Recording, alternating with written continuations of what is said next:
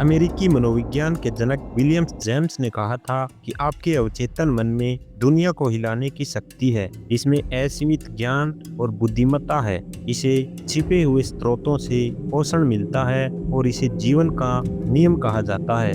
आप अपने अवचेतन मन पर जो भी छाप छोड़ते हैं, यह उसे साकार करने के लिए जमीन आसमान एक कर देगा।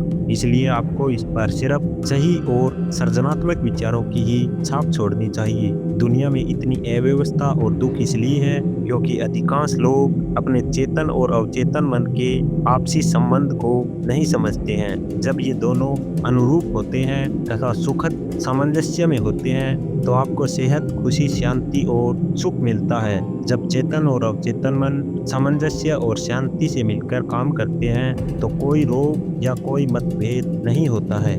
प्राचीन जगत में हर्मिस ट्रिस्मेलिटी को दुनिया का सबसे महान और शक्तिशाली जादूगर माना जाता है। उनकी मौत के सदियों बाद जब उनकी कब्र खोली गई तो प्राचीन जगत को जानने वाले लोगों ने बहुत ही उत्सुकता थी। कहा जा रहा था कि कब्र के भीतर युगों युगों का सबसे बड़ा रहस्य मिलेगा और यह मिला भी। यह रहस्य था जैसा भीतर वैसा बाहर, जैसा ऊपर वैसा नीचे। दूसरे शब्दों में आप अपने अवचेतन मन पर जो भी छाप छोड़ते वह बाहर व्यक्त होगी। दूसरे शब्दों में आप अपने अवचेतन मन पर जो भी छाप छोड़ेंगे वह बाहर व्यक्त होगी। मोजेस, ईसाइया, ईसा मसीह, बुद्ध, जोरो अराष्ट्र, लाओ त्सो और युगों युगों की सभी प्रख्यात दूरदर्शी हस्तियों ने भी इसी सत्य की घोषणा की है। आप व्यक्तिगत रूप से जिसे सच मानते हैं वह स्थितियों, अनुभवों और घटनाओं के रूप में व्यक्त होगा।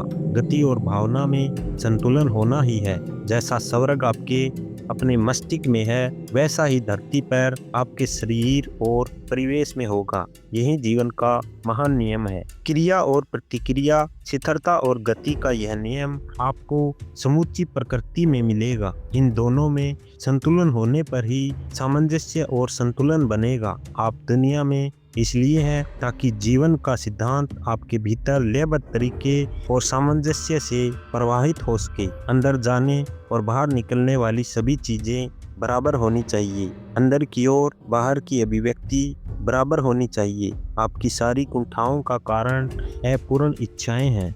अगर आप नकारात्मक, विनाशक और दुष्ट विचार रखते हैं तो ये विचार विनाशक भाव पैदा करते हैं। ये भाव बाहर निकलने का कोई न कोई रास्ता खोज लेंगे और किसी न किसी तरह व्यक्त होंगे। क्योंकि इन भावों की प्रकृति नकारात्मक है, इसलिए ये प्राय अल्सर, हृदय रोग, तनाव और चिंता के रूप में व्यक्त होते हैं।